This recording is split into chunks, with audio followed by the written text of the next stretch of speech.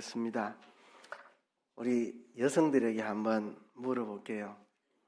남편에게 예쁘다는 이야기 많이 들어보셨습니까?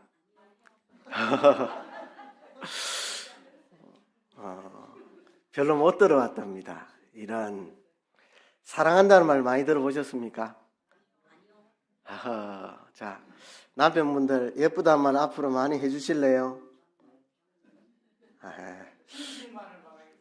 예, 예쁘다는 말 많이 해주실래요? 진실로? 자, 사랑한다는 말 해주실래요? 예, 우리 여성들에게 물어볼게요. 예쁘다는 말을 몇 번 들으면 만족할 것 같습니까? 계속. 예. 이게 여자의 마음입니다. 아시겠죠? 저도 아내가 예쁘다는 말은 아무리 들어도 또 더 듣고 싶대요. 제 아내가 그러면 모든 여자가 다 그렇겠죠. 사랑한다는 말 몇 번 들어도 또 듣고 싶대요, 아내가. 이게 여성들의 마음입니다. 자, 우리 남성들 잘 하시고 실천합시다. 아멘입니까? 네, 아멘 하셨습니다. 이제 실천하는지 여반한테 보고를 받겠습니다. 그런데 제가 하고 싶은 이야기가 있습니다. 다음 주일이 부활절이고요. 부활절 한 주 전인 오늘이 종려주일입니다. 이 종려주일과 부활절에 제가 무슨 설교를 할까 했던 이야기 또 하려고 합니다. 여러분, 예쁘다는 이야기 또 들어도 좋다면서요. 사랑한다는 말 1000번을 들어도 또 듣고 싶다면서요. 우리가 1000번을 들어도 10,000번을 들어도 또 듣고 싶고, 또 듣고 또 들어도 또 듣고 싶은 이야기가 예수님의 십자가와 부활의 이야기입니다. 여러분, 설교는 연설하고 다릅니다. 강연하고 다릅니다. 설교는 강연과 연설하고 다릅니다. 강연과 연설은 했던 강연 또 하면 지루합니다. 듣기 싫습니다. 근데 설교는 했던 이야기를 또 하는 게 설교입니다. 설교는 내가 창작하는 게 아닙니다. 강연은 내가 창작하는 겁니다. 아무도 하지 않은 이야기, 내가 멋지게 꾸며가지고 강연을 하는 거죠. 그죠? 남들이 하지 않았던 이야기. 근데 설교는 그렇지 않습니다. 성경이 기록하고 있고 하나님이 말씀하신 그 이야기를 다시 전하는 거, 이게 설교입니다. 그래서 설교는 영어로 텔링이 아니고 리텔링입니다. 리텔링. 그죠? 텔링, 내가 하고 싶은 이야기 하는 거, 그건 설교가 아닙니다. 리텔링, 주님이 성경에 해주신 말을 내가 다시 전하는 거, 이게 설교입니다. 그래서 이 종려주일과 부활절에 할 설교는 정해져 있습니다. 예수님의 죽음과 부활. 그죠? 우리 여성들이 예쁘다는 이야기와 사랑한다는 이야기 1000번, 10,000번, 10,000번을 들어도 좋고 또 듣고 싶은 것처럼 우리 그리스도인들은 매년마다 이 종려주일과 부활절에 예수님의 죽음과 부활에 대한 이야기 들어도 또 좋고 또 좋고 들을 때마다 설레이고 전하는 자도 해마다 했던 이야기를 또 하지만 너무 설레이고 즐겁고 듣는 자도 해마다 했던 이야기 또 듣지만 들을 때마다 새롭고 가슴 설레이는, 마치 여러분들이 남편한테 예뻐요, 사랑해요 라는 말 들을 때마다 기분 좋고 즐겁고 지루하지 않은 것처럼 우리 모두에게 예수님의 십자가와 부활의 이야기는 1000번을 10,000번을 들어도 또 듣고 싶고 지루하지 않고 들을 때마다 설레이는 이야기입니다. 여러분, 오늘 저에게 이 이야기가 설레이는 이야기가 되기를 바라고 여러분들에게도 설레이는 이야기가 되기를 바랍니다. 오늘 종려주일이라고 말합니다. 왜냐하면 예수님이 부활하시기 딱 한 주 전 주일에 예수님이 예루살렘으로 올라가셨습니다. 나귀를 타고 올라가셨습니다. 사람들은 예수님 발 앞에다가 겉옷을 깔고 나무가지를 꺾어다가 깔았습니다. 요즘 말로 하면 레드카펫을 깔듯이 예수님 앞에 그렇게 깔았습니다. 왜냐하면 그들이 예수님이 우리의 구원자라는 것을 믿었기 때문입니다. 그들은 호산나라고 외쳤습니다. 종려나무 가지를 흔들면서 호산나 외쳤습니다. 호산나라는 말은 우리를 속히 구원하소서라는 뜻입니다. 종려 가지를 흔들며 우리를 속히 구원해 주소서 호산나 외쳤던 그날 예수님은 예루살렘으로 승리의 입성을 하셨습니다. 그러나 예수님의 승리는 그들이 기대하던 승리와는 다른 것이었습니다. 그들이 기대하던 승리는 로마 제국을 무너뜨리고 유다 나라가 정치적으로 독립하는 승리였지만 예수님이 승리하러 올라가시는 것은 죄와 마귀와 사망으로부터 승리하는 그 승리를 위해 올라가신 것입니다. 그 승리의 방편은 십자가에 죽으시는 것이었습니다. 그래서 예수님은 이 종려주일에 예루살렘으로 올라가셨는데 죽음을 향한 행진이었습니다. 죽음으로서 죽음을 이기는, 죽음으로서 죄의 권세를 깨뜨리고 마귀의 권세를 깨뜨리는 죽음을 향한 행진이었습니다. 이때로부터 이제 금요일 예수님이 십자가에 못 박혀 죽게 되시는데요. 이 금요일 십자가에 못 박혀 죽으시고 무덤에 들어가고 부활하기 직전까지 그 한 주간을 우리는 고난주간이라고 말합니다. 예수님이 우리를 구원하기 위해서 고난당하신 그 일, 예루살렘 입성으로부터 이 종려주일로부터 예수님 부활 직전까지 이루어지는 한 주간의 이 고난주간이 오늘부터 이제 시작이 됩니다. 그래서 이 고난주간을 어떻게 보내야 될 것인가 하는 것을 여러분들에게 오늘 전하려고 합니다. 저는 오늘 이사야 53장을 읽었습니다. 이사야는 구약시대의 선지자였습니다. 예수님이 탄생하시기 700년 전의 선지자였습니다. 이사야는 하나님의 영원한 구원과 심판이 마침내 이루어진다는 것을 말씀하고 있는데 하나님의 백성들에게 심판과 회복이 반복되는 과정들을 다양하게 예언하고 있습니다. 마지막 날에 최후 심판과 최종적인 구원의 완성이 이루어지기까지 이 땅에서 여러 차례 반복해서 심판과 회복의 역사가 반복되는 그 과정들을 이사야가 예언을 했습니다. 우선은 이사야 시대에 북왕국과 아람 연합군이 남왕국 유다를 침략해 올 때에 아하스 임금님이 두려워 사시나무 떨듯이 떨었는데 하나님이 유다 나라를 구원해 주시리라고 이사야를 통해 예언하였습니다. 그 이후 북왕국 이스라엘이 망하고 아수르 제국이 북왕국을 멸망시키고 남왕국 유다를 침공해 왔으나 남왕국이 전 국토가 다 유린당하고 예루살렘만 남았을 때 히스기야가 하나님 앞에 기도하고 하나님의 초자연적인 역사로 아수르 군대가 패퇴하여 도망을 가고 유다 나라가 구원을 받았습니다. 그것을 히스기야 곁에서 이사야가 예언하고 도왔습니다. 그러나 유다 나라는 결국 죄의 길을 완전히 돌이키지 못했고 하나님의 징계로 멸망해서 바빌론의 포로로 끌려가지만 해방받아 다시 돌아오리라고 이사야를 통해서 예언했습니다. 그리고 그와 더불어 예수님께서 이 땅에 탄생하셔서 이 땅에서 구원 사역을 전개시키고 예수님이 부활 승천하신 후에 교회가 설립이 되고 발전이 될 것을 이사야를 통해 예언했고 마지막으로 예수님이 재림하시면 전개될 새하늘과 새 땅의 심판과 구원을 이사야가 예언했습니다. 이사야가 이 하나님의 심판과 구원의 역사를 아주 대서사시와 같이 장엄하게 긴 내용으로 이렇게 기록을 하고 있습니다.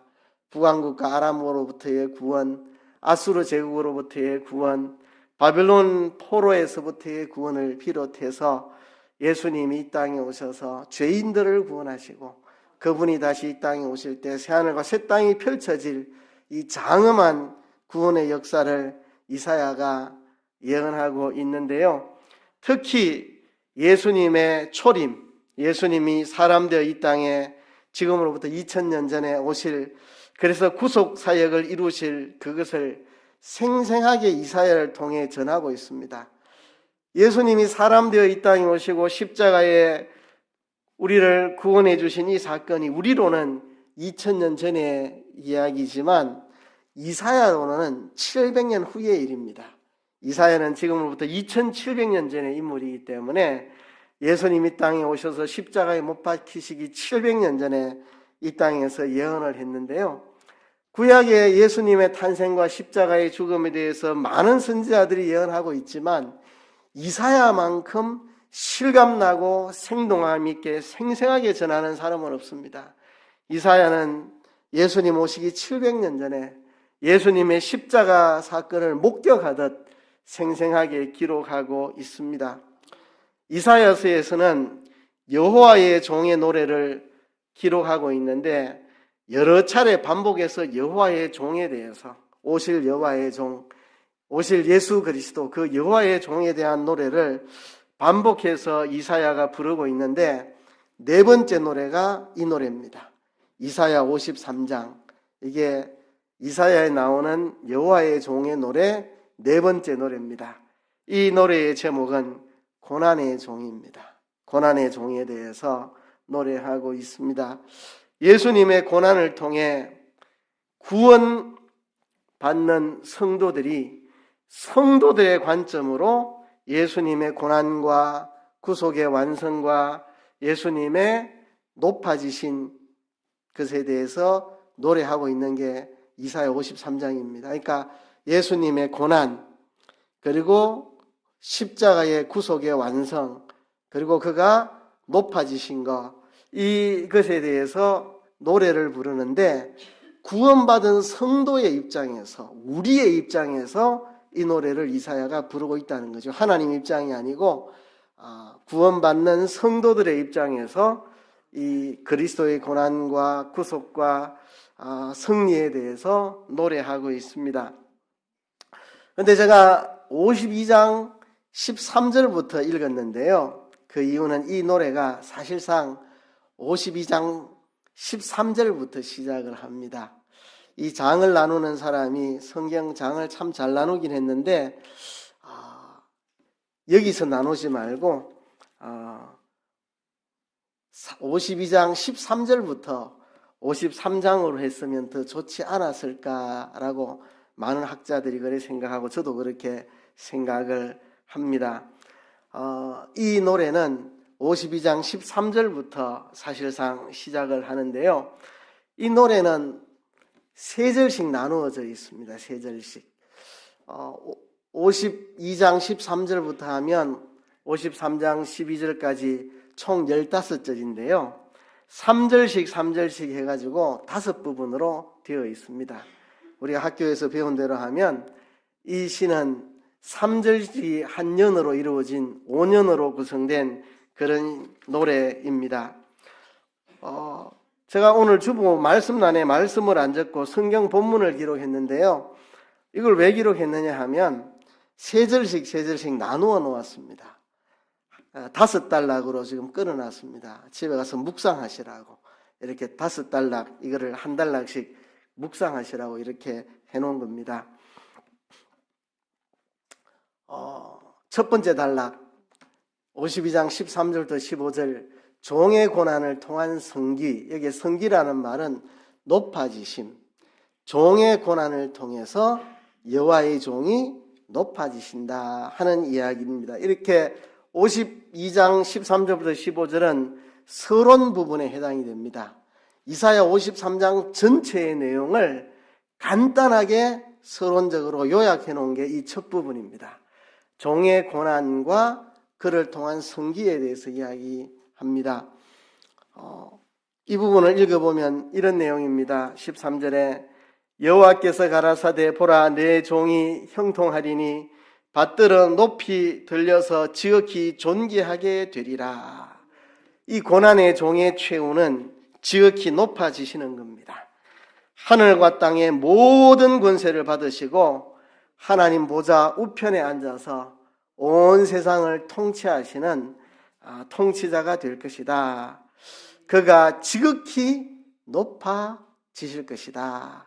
이 고난의 종의 노래는 그가 지극히 높아지신다는 이야기로 시작해서 마지막 53장 12절에도 그가 지극히 높여지신다는 이야기로 끝이 납니다. 그래서 고난의 종에 대한 이야기는 그가 높아지신다. 그것으로 시작해서 그것으로 끝나는 고난의 종이 고난을 받지만 그가 지극히 높아진다. 하늘과 땅의 권세를 받아 하나님 보좌 우편에서 하늘과 땅을 다스리는 통치자가 된다는 것입니다. 그러나 14절에 보면 이왕에 그는 그 얼굴이 타인보다 상하였고 그 모양이 인생보다 상하였으므로 무리가 그를 보고 놀랐거니와. 그가 높아지기 전에 먼저 낮아지실 거라는 겁니다. 어느 정도로 그가 낮아지시느냐? 모두가 놀랄 만큼 엄청난 고난을 당할 것이라는 겁니다. 그가 지극히 높아지기 전에 먼저 지극히 낮아지실 건데 그가 얼마나 상하는지 무리가 보고 놀랄 만큼 어떻게 저렇게 될 수가 있는가라고 할 만큼 사람들이 보고 놀랄 정도로 그가 낮아지시고 상하게 될 것이라는 이야기입니다. 15절에 보면 후에는 그가 열방을 놀랄 것이며 열왕은 그를 인하여 입을 봉하리니 이는 그들이 아직 전파되지 않은 것을 볼 것이요 아직 듣지 못한 것을 깨달을 것임이라 하시니라. 여러분, 놀라운 이야기가 기록되어 있습니다. 이 52장 13절에서 15절은 53장 종의 고난에 대한 이 노래의 서론이라 그랬죠.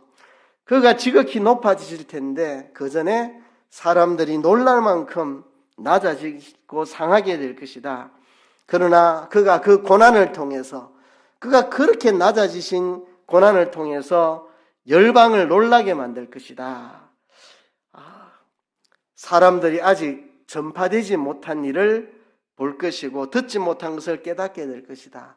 지금까지 전해진 일이 없는 이야기, 듣지 못한 이야기, 상상도 해보지 못한, 경험도 해보지 못한, 듣지 못한 놀라운 것을 사람들이 보게 되고 깨닫게 될 것이다. 하나님이 사람 된다는 거, 하나님이 사람 되기까지 낮아지신다는 거, 들은 적도 없고 본 적도 없고 상상해 본 적도 없고 그 놀라운 이야기, 하나님이 사람 되는 이야기, 하나님이 사람 되셔서 사람인 우리가 지은 죄를 대신해서 그가 형벌을 받으신다는 이야기, 어느 책에도 나오지 않고 어떤 사상에도 나오지 않고 누구도 상상해 본 적도 없고 누구도 생각해 본 적이 없는 이야기, 하나님이 사람 되어 사람이 지은 우리의 죄를 대신해서 십자가의 고난을 당하시고 부활하셔서 지금까지 죽은 자가 다시 살아났다는 이야기를 들은 적도 없고 죽은 자가 살아난 일도 없고 죽으면 다 끝인 줄 알았는데 그가 죽음에서 부활하여 우리에게 영생을 주신다는 이야기, 전파된 적도 없고 들은 적도 없고 깨닫지도 못한 이야기, 이런 것들을 보게 되고 듣게 되고 깨닫게 되는 이 놀라운 일들이 일어나서 열방들이 이거를 보고 놀라게 될 것이다. 이것이 종의 고난 서론입니다. 두 번째 부분입니다. 두 번째 부분은 3절까지입니다. 연약한 고난의 종에 대한 멸시와 천대. 근데 그가 이렇게 놀라운 위대한 일을 하기 위해서 그가 연약한 모습으로 이 땅에 오셨다는 겁니다. 이 위대한 일을 위해서. 그래서 사람들은 그를 멸시하고 천대했다는 이야기입니다. 53장 1절을 보면 우리가 전한 것을 누가 믿었느냐? 여호와의 팔이 네게 나타났느냐? 이사야 시대에도 사람들은 이 이야기를 잘 믿지 않았습니다. 예수님 당시에도 이 이사야서가 기록되어 있음에도 예수님을 많은 사람들이 믿지 않았습니다. 지금도 고난의 종이신 예수님을 구주로 믿는 자가 많지 않습니다. 하나님이 사람 되어 오셔서 우리 죄를 대신해서 십자가에 죽으시고 부활하셔서 우리에게 영생을 주신 이 위대한 사실, 지금도 사람들은 잘 믿지 않습니다. 2절에 보면 그는 주 앞에서 자라나기를 연한 순 같고 마른 땅에서 나온 줄기 같아서 고운 모양도 없고 풍채도 없은즉 우리의 보기에 흠모할 만한 아름다운 것이 없도다. 왜 사람들이 그를 믿지 않았을까요? 그 고난의 종은 주 앞에서 자라났지만 사람들 눈에 보기에는 고운 모양과 풍채가 아름다운 것이 없었기 때문입니다. 예수님이 세계를 제패하는 어떤 큰 나라의 왕으로 태어나셨으면 사람들이 우아할 텐데, 예수님 저 촌동네 갈릴리의 목수의 아들로 태어나서 목수일 하시면서 자라시고 풍채도 뭐 볼품없고 이러니 사람들이 그를 귀하게 여기지 않았다는 것입니다. 그는 멸시를 받아서 사람에게 실어 버림받았으며 간고를 많이 겪었으며 질고를 아는 자라 마치 사람들에게 얼굴을 가리우고 보지 않음을 받은 자 같아서 멸시를 당하였고 우리도 그를 귀히 여기지 아니하였도다. 고난의 종은 외모의 아름다움이 없을 뿐만 아니라 멸시받고 버림받고 간고를 많이 겪고 외면까지 당하였기 때문에 사람들은 그를 외면했고, 심지어 우리도 예수님을 믿기 전에 그를 외면하였고 그를 멸시하였고, 예수님을 믿고 나서도 우리가 때로는 그를 멸시하고 그를 모른 척하고 그를 모른 척 살아갈 때가 있었습니다. 그렇죠? 그런데 그는 왜 이렇게 연약한 모습으로 이 땅에 오셔서 멸시를 받고 실어 버림바 되었을까요? 우리를 구원하시기 위해서. 예수님이 이 땅에 오신 이유는 우리를 죄에서 구원하기 위해 오셨기 때문에 예수님은 우리의 연약한 모습으로 이 땅에 오실 수밖에 없었고, 예수님은 멸시를 받고 실어 버림받고 그런 고난과 죽음을 당할 수밖에 없었습니다. 그것이 그분이 보잘것없고 나약하고 아무것도 아닌 분이어서가 아니고 우리를 구원하기 위해서 그가 우리와 똑같은 인간의 연약한 모습으로 나타나셔서 우리의 죄를 대신 지시기 위해서 질고를 당하고 멸시를 받은 것인데, 사람들은 그것을 이해하지 못하고 그의 연약한 모습과 고난당하는 모습을 보고 그를 외면하고 그를 귀히 여기지 아니하였다는 것입니다. 세 번째 부분은 4절부터 6절입니다. 대속하는 고난의 종의 고독과 희생. 우리를 대속하시는 그 고난의 종의 그 고독한 희생의 길을 이야기하고 있습니다. 예수님은 이 세상의 부자로 권세자로 안 태어나시고 하나님이 사람으로 낮아지시는 것도 희생인데 연약한 자리에 태어나신 게 우리를 구원하기 위해서 우리와 똑같은 연약한 모습으로 오신 건데도 사람들은 그거를 몰라 그를 멸시하고 천대했는데, 그럼에도 자기를 멸시하고 천대하는 그들을 대속하기 위해서 예수님은 고난과 희생을 당하셨다는 이야기죠. 자기가 왜 그렇게 낮아졌는지, 연약한 몹으로 왔는지 이해조차 못하고 멸시하고 천대하는 그 사람들을 구원하려고 바로 그 사람들을 대속하기 위해서 고난의 종의 길을 고독하게 희생을 감수하며 걸으셨다는 겁니다. 4절에 보면 그는 실로 우리의 질고를 지고 우리의 슬픔을 당하였거늘 우리는 생각하기를 그는 징벌을 받아서 하나님에게 맞으며 고난을 당한다 하였노라. 고난의 종이 당한 멸시와 간고와 외면이 실상은 우리의 질고를 대신 지신 것이고 우리의 슬픔을 대신 당한 것이고, 그럼에도 사람들은 그 자신의 죄 때문에 그런 고난을 당하는구나 하며 비웃고 업신여기고 당연하게 여겼다는 것입니다. 5절에 보면 그가 찔림은 우리의 허물을 인함이요 그가 상함은 우리의 죄악을 인함이라. 그가 징계를 받음으로 우리가 평화를 누리고 그가 채찍에 맞음으로 우리가 나음을 입었도다.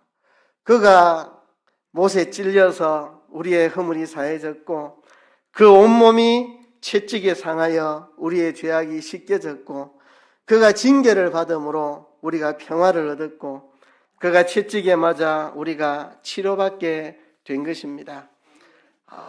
우리는 그의 연약함과 고난을 멸시하고 천대했지만 그런 우리를 위해 그는 기꺼이 이 고난의 길을 걸으셨고 그것으로 우리를 치료하신 것입니다. 6절에 보면 우리는 다 양 같아서 그렇 행하여 각기 제 길로 갔거늘 여호와께서는 우리 무리의 죄악을 그에게 담당시키셨도다. 그가 찔리고 상하며 징계를 받고 채찍에 맞게 한 죄악은 우리가 각기 제 길로 간 것, 그죠? 우리가 각기 제 길로 간 것, 이 죄악을 담당하려고 그가 징계받아 상하고 죽으셨다는 것입니다. 각기 제 길로 갔습니다. 우리는 항상 자기 중심, 자기 위주, 자기 멋대로, 제 고집대로, 자기 하고 싶은 대로 살아가는 자기 중심의 죄악을 가지고 있습니다. 우리가 우리 멋대로 살고자 하는 제 길로 걸어간 이 죄악을 그에게 담당시키셔서 내가 내 멋대로 산 이 악한 죄악을 그에게 담당시켜서 그가 그 형벌을 받으셨다는 이야기입니다. 7절부터 9절까지 보면 인내하는 고난의 종에 대한 오해. 그러니까 이게 얼마나 힘든 일입니까? 자기의 연약함을 이해하지 못하고 자기의 고난을 이해하지 못하고 멸시하는 자들을 대신해서 그들의 제멋대로 산 죄악을 다 담당하여 대신 고난당하며 묵묵히 그 길 가는 게 얼마나 힘들고 어렵습니까? 그러나 인내하는 고난의 종의 모습을 우리에게 보여주는데 사람들은 그것조차도 오해를 하였습니다. 7절에 보면 그가 곤욕을 당하여 괴로울 때에도 그 입을 열지 아니하였으며 마치 도수장으로 끌려가는 어린 양과 털 깎는 자 앞에서 잠잠한 양같이 그 입을 열지 아니하였도다. 고난의 종은 우리가 지은 죄를 짊어지고 찔리고 상하고 징계받고 채찍에 맞을 때 입을 열지 않았습니다. 빌라도 앞에서 침묵하시고 채찍질하는 로마 군인들 앞에서 침묵하셨습니다. 자원한 고난이기 때문에 내가 이 유월절 먹기를 원하고 원하였노라. 자원한 고난이기 때문에 우리를 살리기 위한 고난이기 때문에 최후의 승리가 있는 고난이기 때문에 그는 입을 열지 않고 인내하며 묵묵히 그 고난을 받았습니다. 8절에 보면 그가 곤욕과 신문을 당하고 끌려갔으니 그 세대 중에 누가 생각하기를 그가 산자의 땅에서 끊어지면 마땅히 형벌받을 내 백성의 허물을 인함이라 하였으리요. 예수님이 침묵하며 고난당하고 신문당하고 십자가로 끌려갔으니 누구도 그것이 마땅히 고난받아야 될 우리의 죄와 허물 때문에 그가 대신 형벌을 받아 죽은 것이라고 사람들은 생각지 않았습니다. 그가 자기 죄 때문에 저렇게 비참하게 죽는구나 이래 생각하고 마땅히 형벌받을 우리의 죄 때문에 그가 고난받는다는 것을 사람들은 생각지를 못했습니다. 9절에 보면 그는 강포를 행치 아니하였고 그 입에 괴사가 없었으나 그 무덤이 악인과 함께 되었으며 그 묘실이 부자와 함께 되었도다. 그는 아무런 강포를 행하거나 말로 악한 말을 하거나 아무런 죄를 지은 것이 없지만 그런 죄 없는 그분이 악인처럼 강도들과 함께 악인처럼 죽임을 당했고 무덤조차 없어서 묻힐 데가 없어서 남의 부자의 묘에 묻히신 그분. 그는 아무런 악을 행한 것이 없어도 악인과 함께 강도와 함께 죽음을 당하고 남의 무덤에 묻히셨다는 것입니다. 끝까지 인내하며 이 우리를 위한 고난의 길을 걸어가셨다는 이야기죠.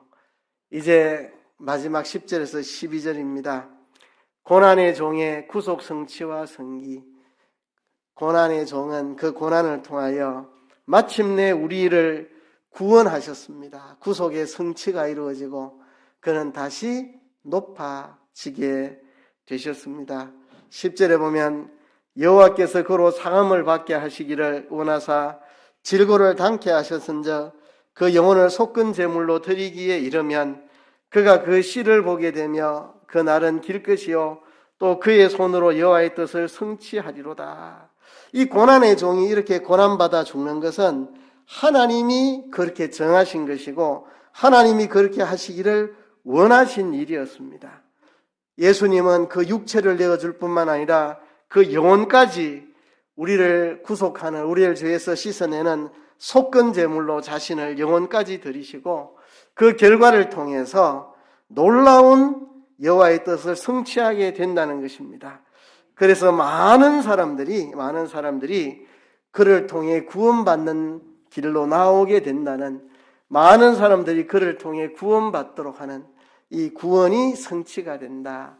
고난의 종이 고난받는 것은 하나님의 기뻐하시는 바요, 하나님이 정하신 일이고 이를 통해서 구원이 완성되어 많은 사람들이 구원을 얻게 되는 일들이 일어난다는 것입니다. 11절에 보면 가라사대 그가 자기 영혼의 수고한 것을 보고 만족히 여길 것이며 나의 의로운 종이 자기 지식으로 많은 사람을 의롭게 하며 또 그들의 죄악을 친히 담당하리로다. 그가 자기가 한 일에 대해서 만족히 여길 것이다.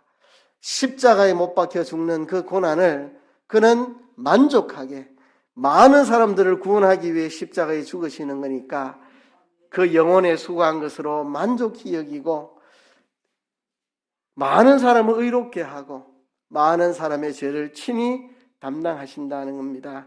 고난의 종은 이렇게 죽음으로 승리하셨고 그것을 만족히 여기고 그의 고난으로 많은 사람이 의롭게 된다는 이야기입니다. 마지막 12절입니다. 이러므로 내가 그로 존귀한 자와 함께 분깃을 얻게 하며 강한 자와 함께 탈취한 것을 나누게 하리니 이는 그가 자기 영혼을 버려 사망에 이르게 하며 범죄자 중 하나로 헤아림을 입었음이라. 그러나 실상은 그가 많은 사람의 죄를 지며 범죄자를 위하여 기도하였느니라 하시니라. 그가 다시 존귀해진다는 것입니다. 그가 존귀한 자와 함께 분깃을 얻고 강한 자와 함께 탈취한 것을 나누리로다. 그가 다시 존귀한 자리로 승계하시는데 그는 우리를 구원하기 위해 자기 영혼을 사망에 이르게 하고 범죄자로 헤아림을 받았지만 그러나 그가 많은 사람의 죄를 대신 지고 범죄자를 위하여 기도하였느니라. 예수님은 겟세마네 동산에서 우리를 위해 기도했습니다.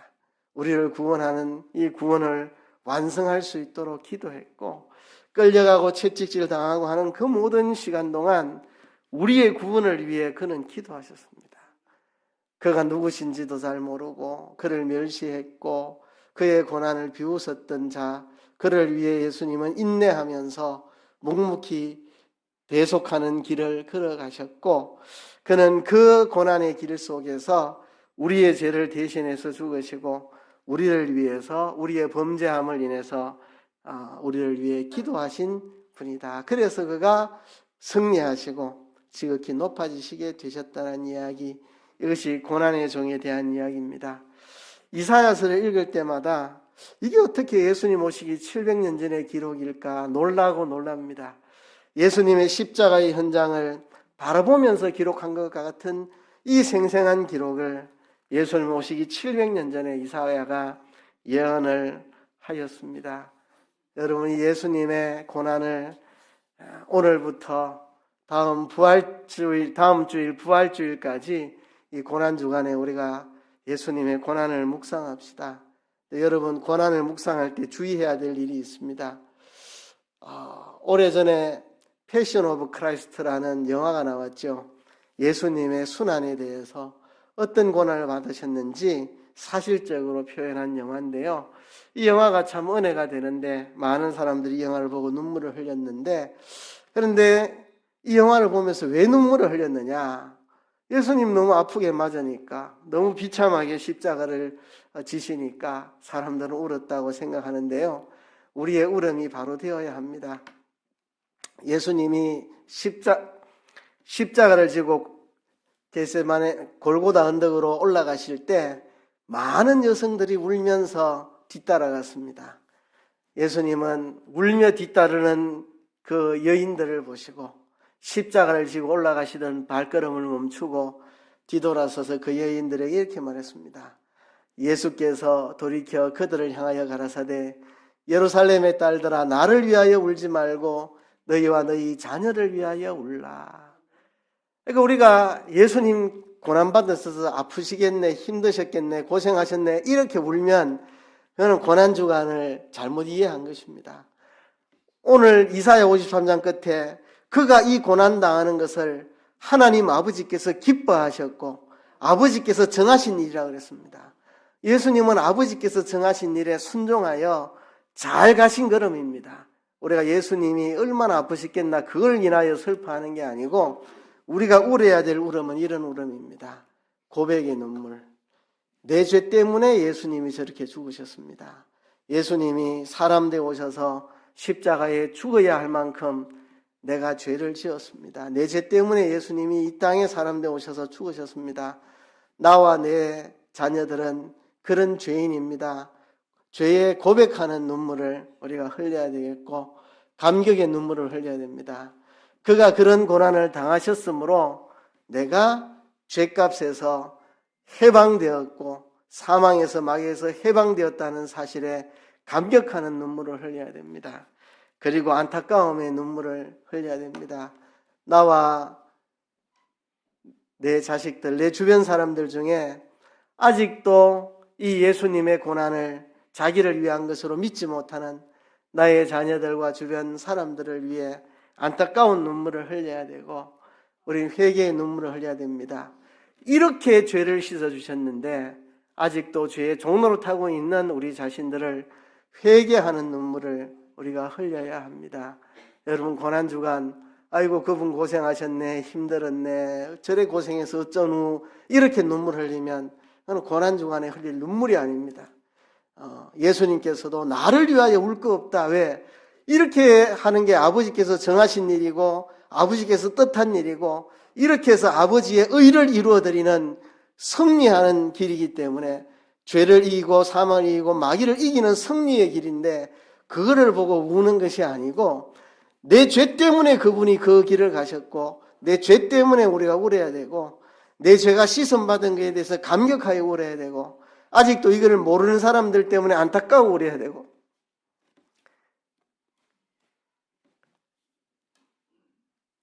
이렇게 죄의 사함을 받았는데도 여전히 죄의 종로를 탈 때가 있는 우리 자신을 인하여 회개의 눈물을 흘려야 됩니다. 여러분 이 고난주간 오늘부터 시작입니다. 한 주간 동안 예수님의 고난을 생각하면서 이런 눈물이 우리 가슴 속에 흐르는 고난주간 되기를 주의 이름으로 축복합니다.